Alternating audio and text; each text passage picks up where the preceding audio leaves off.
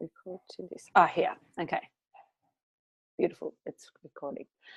So I have Amanda, and we did have some technical difficulties, but we've jumped over into Zoom and we are now back in and ready to do our interview on mindfulness. So I'll just give a little bit of a snippet about Amanda. So she has the Lilac Lounge and she's over in Karratha in a beautiful part of Australia. And she loves to find, or helps women find, their magnetic part of their life, what's awesome about them. And she uses bike experiences. And I'm going to let you talk a little bit about that at the end, but let's jump in with something that you have struggled with being a mum first. So welcome to. Thanks, Narelle. Thanks for having me. And my biggest struggle has been being a motherless mother. So I'd never even thought about it called that until my counsellor that I chat to once a month said, you know, it's pretty hard being a motherless mother. And I was like, oh, yeah, actually it is, when you want to pick up the phone and ask your mum something. Even though she drove me crazy, I miss her driving me crazy. So that would be, and particularly with teenagers, my girls are 16 and 14.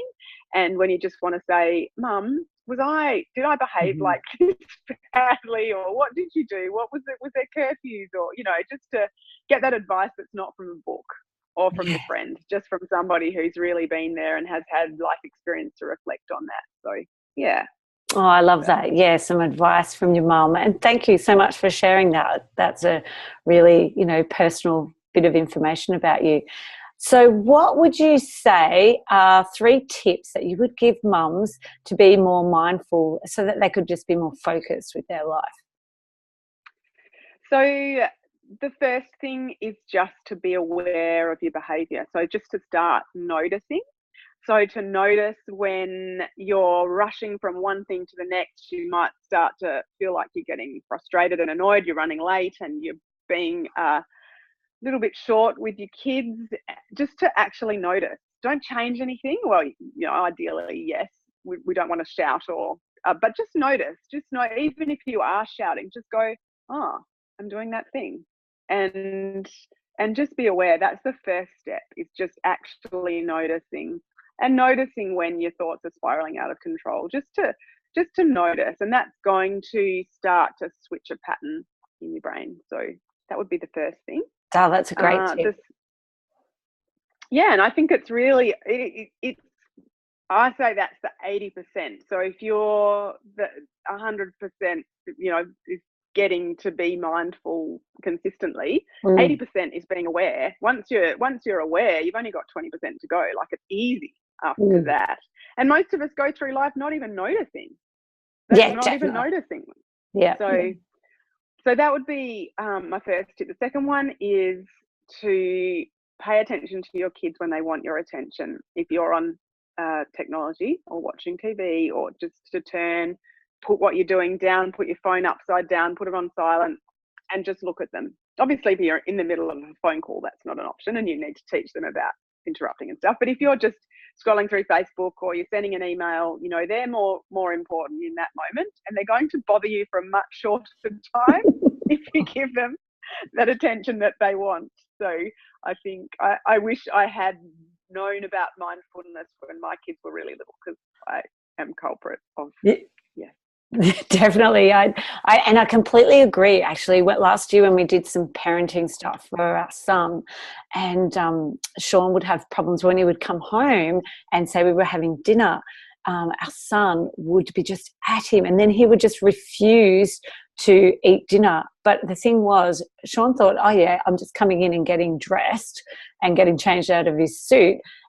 But that wasn't what he wanted. He actually wanted Jimmy wanted him to just stop and listen to his 10-second story and then go get dressed. And since we changed it and he stopped as soon as he walked in the door, listened to whatever it is he's got to share, his behaviour changed at dinner time, just that being mindful for him. And it's like the role model thing. So I know when you're scrolling or I'm like, I've got to just send this, me's more, I've got to do that Facebook post that I forgot to do the other day. It's that role model you want to teach them, isn't it? And I think, yeah, absolutely. And if we think about our partners and how much that drives us nuts if they don't pay us attention when we've got something important to say. So even if it's having a notebook there, you know, whatever you write, just quickly jot down what you were doing so you can come back to it. Or, you know, just and yeah, giving them that attention, because it's incredible. It'll make a world of difference to their behaviour. Yeah, it's so powerful. And what would be your third tip? The third tip would be to notice your thoughts, and particularly when you're in the car, is just to appreciate nature. So if you're sitting in the car and the kids are fighting, or you're on your own and your thoughts are just getting a bit nuts and they're going into that beautiful, very unbeautiful downward spiral, to just notice the leaves moving in the trees, the pattern of the clouds in the sky if there's clouds, the beautiful blue sky if there isn't any, because you do get that sometimes in Victoria. and just to notice things around you, and that will actually stop that process and break that habit loop of catastrophizing things, or the mercury rising and shouting at the kids. It's going to break that cycle and just coming back, going to bring you right back to the present and make a world of difference. Yeah, definitely. And that nature, I love that, just to appreciate the things around us. And you're very lucky because you do live in one of the most beautiful parts of Australia to really appreciate that area. So yes. What about non-negotiables? So 2 non-negotiables that you have for yourself, either daily or it might be a weekly thing that you do. So non-negotiable would be meditation. I do guided meditation at least once a day. And if I miss it, I really notice. And I like to do it first thing in the morning because otherwise it doesn't happen. So I try and do 5 or 10 minutes as soon as I get up. Glass of water, sit down at the table. I find sitting in a chair much more, I don't sit well on the ground. So I sit at the table, and I have a fabulous app called yogaglow.com that I subscribe to. And there's lots of free apps though, you don't have to do that. And I do a guided meditation, and it's usually a morning one. So talking about, you know, the morning and how you might feel tired, but how the morning can be the way you start your morning can be the way you spend your day. And I find that really true. And then I'll do a bit of journaling as well, asking myself a few questions, and have a special book that I write that in. And then I go off and put the kettle on and start to move my body or walk the dog. But that's the first thing. And how often do you think you do that? Sorry. I try. I really do aim to do that every day. And sometimes I don't get up early enough if I have to be somewhere or meet someone, if I'm going for a bike ride, or, you know, I've got to get the kids to school and you count back and go, I don't make the time. But I know that I do it at least 5 times a week, and it makes so much difference. Yeah, and even if I only sat down and took some breaths and didn't do a guided meditation and just wrote a few notes, it changes the morning. Definitely. So you notice a difference on the days when you don't do it? Absolutely. I'm scattered and I don't have focus. So, and one of the questions that I ask is, what would make today great? And so that gives me some direction. And I also say a few affirmations about how I want to feel. So I am courageous, I am kind, or I just find a few positive words to say about myself. And then what would make today great is awesome. So, you know, eating nutritious food, and a few, just 3 things. And I find that really, really cool. I think 3 things I'm grateful for. Sometimes it's a list of 10, other times it's like, I can't think of anything. No, that's not usually no, that's not you. Something. Because I've practiced it for so long. The longer you do it, the more things there are to be grateful about. So I find that I would highly recommend that to everybody. Like, it's so doable and so awesome. Yeah, we do it at dinner table, and if we don't do it, the kids are like, we haven't shared our best things about the day, or even we have been saying what things that didn't work out, so they can sort of reflect on why things didn't work the way they wanted it to. Which is also really helpful. So cool. I try and do it now. My teenagers go, Mum, seriously, we're not 5. Yeah. So enjoy it. Oh yeah, I already feel like I've got a teenager at 9. So yeah. So What then about your business? Like you now tell us, share your business and what you really enjoy about your business as well. So I just love helping women be their best selves, really, and get off that crazy busy trap, and get rid of overwhelm. Uh, we all feel overwhelmed at moments in our life, but learn how to manage those feelings, and to know that you're the destiny of your own life, and the choices that you make, you have choices, really, to just open up people's eyes and just be mindful of those things. And I love sharing mindfulness, meditation practice. I've been doing meal planning workshops lately, which is the latest thing, and that's been awesome because I'm very passionate about eating nutritiously and being organized, and decluttering our brain so we're not full of so much stuff. So if people were to say, sorry, if people were to say, oh my God, a month of planning, because that's what I think, I just think, oh my God, what would be a simple tip that you would give us to make it feel a bit lighter at that thought of doing a month of meal planning? Doing it, well, a month at a time. If you do 3 months, you can rotate that until you get bored. So you don't have to do 3 months at once. You're doing 1 month at a time. But after you've done it 3 times, which is going to take you, I do my meal plan now in about 15 minutes for a month. And that just takes away so much. I do have a system that I use to do that. But it's a lot more simpler than sitting down every week and doing a meal plan, because then you sit down and then all of a sudden it's the next week and you've got to write another one. But a month just seems to take a little bit longer to go by, and you don't have to stick to every day. And I always add in things like someone else cooking, so it's not me every single day, like my partner, or takeaway at least once a month, a nice nutritious takeaway, and then easy dinners as well, and then putting in, if family members, and if you've got a big family, this is easy, 4 things they love once. You get 4 things they love, and that goes in. So if you've got 3 kids, that's 12 meals covered.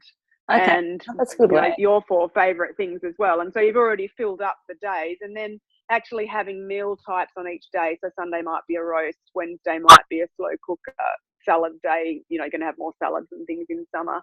A homemade takeaway night might be Friday night, where you have homemade fish and chips or burgers or something healthy. So it's really easy when you get those steps to just put it all into place, and then you just have a month at a time, and a year's gone by and you've got 12 months of meal planning, and you can just rotate that seasonally or chop and change. And it's great for people that hate cooking, love cooking. I love that tip to get everyone to suggest one meal that they like.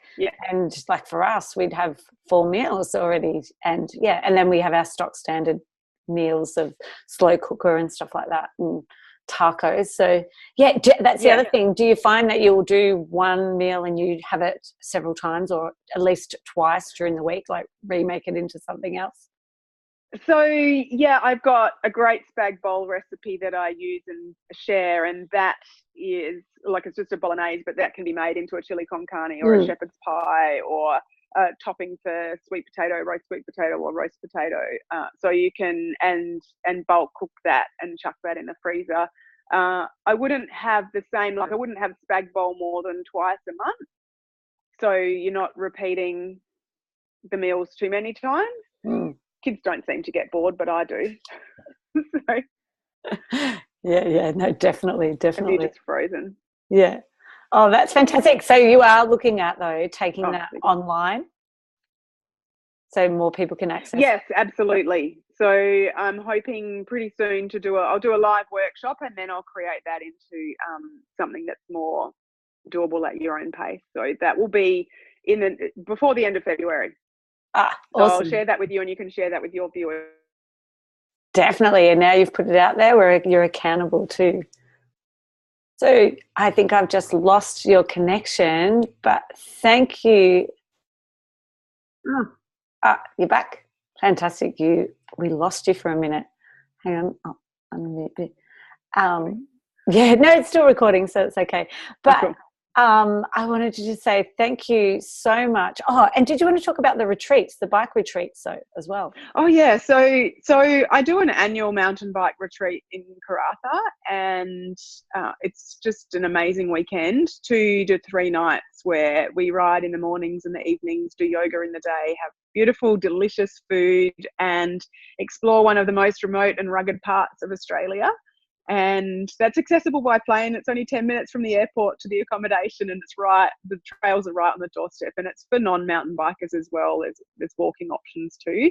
And out of towners that have come and been here just blown away by the beauty of the place, and just does something to your soul, and it's just a wonderful thing. So hoping to do one of those I've done them in summer before, which is crazy, like hot, but hoping to do one in winter. So I'll be posting that pretty soon, and then it means that people that live in cold climates can come and escape and have 26-degree days in the middle of winter. So that sounds perfect. So much fun.